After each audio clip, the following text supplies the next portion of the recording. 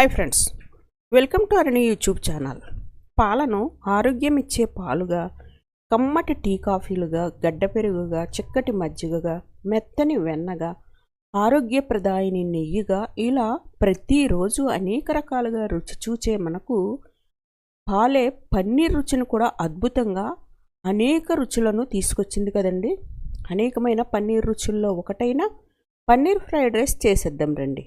మా ఇంట్లో వాళ్ళు పన్నీర్ వంటకాలను రేరుగా చేస్తే మాత్రం అందరూ ఇష్టంగా తింటారు. బాగుందన్నారు కదా అని వారం వారం చేసేసానా అంత ఇష్టంగా తినరు. అప్పుడప్పుడు పాలతో పన్నీర్ తయారు చేసి వంటలు చేస్తే ఇష్టపడతారు. ఇప్పుడైతే నేను రెడీమేడ్ పన్నీర్తోనే పన్నీర్ ఫ్రైడ్ రైస్ చేసేస్తున్నాను.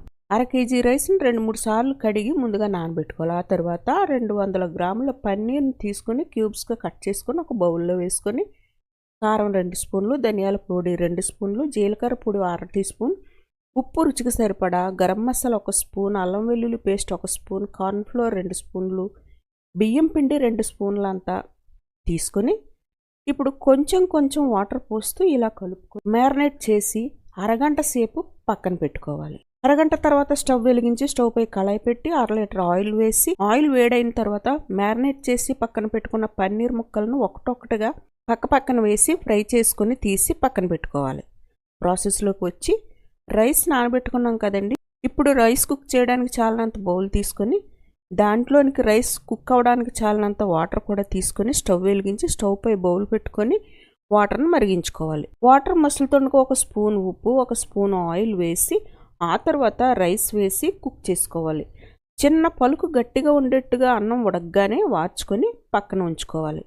ఇది నార్మల్ రైస్ అయినా బాస్మతి రైస్ అయినా ఉపయోగించవచ్చు. నేనైతే నార్మల్ రైస్తోనే చేస్తున్నానండి. మా ఇంట్లో వాళ్ళు నార్మల్ రైస్తో ఫ్రైడ్ రైస్ని ఇష్టపడతారు. అందరికి ఇష్టమై తినేట్టుగా మనం చేసుకుంటేనే ఉపయోగకరంగా ఉంటుంది.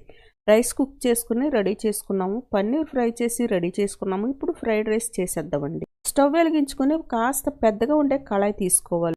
ఐరన్ కడాయి అయితే ఫ్రైడ్ రైస్ చేసుకోవడానికి బాగుంటుంది. కడాయిలో కాస్త బటర్ వేసి బటర్ మెల్ట్ అయినప్పుడు 3 స్పూన్ల ఆయిల్ కూడా వేసి చాప్ చేసి రెడీగా ఉంచుకున్న వెల్లుల్లి, ఆ తర్వాత అల్లం వేసి ఫ్రై చేసుకోవాలి. వెల్లుల్లి అల్లం ఫ్రై అయిన తర్వాత చిన్నగా కట్ చేసుకున్న ఉల్లిపాయలు వేసి పచ్చివాసన పోయేంత వరకు వేయించాలి.